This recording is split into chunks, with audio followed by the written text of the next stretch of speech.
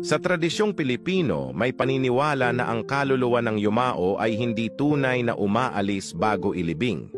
Gayunpaman, sinasabi sa atin ng Biblia na pagkatapos ng kamatayan, ang mga tao ay haharap sa paghatol at ang kaluluwa ay mapupunta sa langit o impyerno, hindi gumagala sa mga lansangan. Ang kamatayan ay puno ng misteryo at maraming tao ang natatakot dito.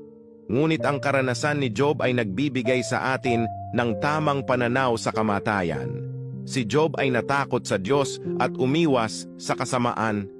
At nang naharap sa kamatayan, hindi siya nakaramdam ng takot o panghihinayang dahil alam niyang ang kamatayan ay nangangahulugang babalik siya sa Diyos. Handa ka bang matakot sa Diyos at iwasan ang kasamaan tulad ni Job?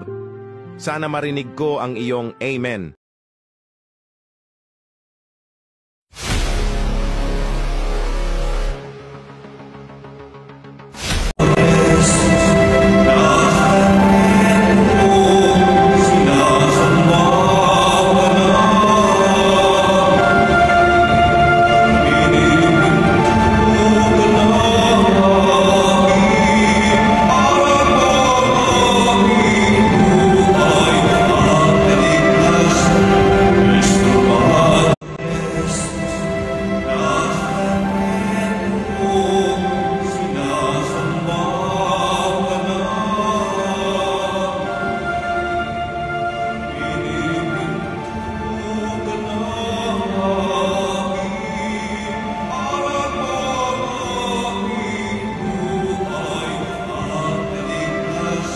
Ang bawat paggising natin sa umaga ay isang napakagandang biyaya, kaya dapat lagi tayong nagpapasalamat sa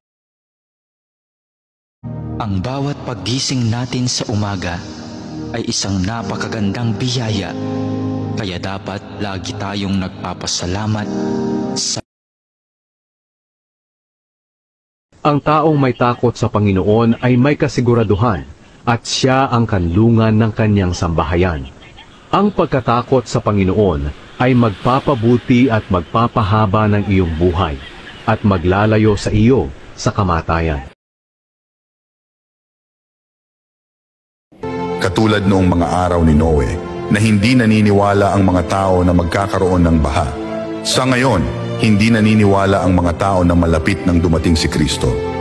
Ngunit kung hindi ka isa sa kanila, ipahayag ang Amen ng malakas.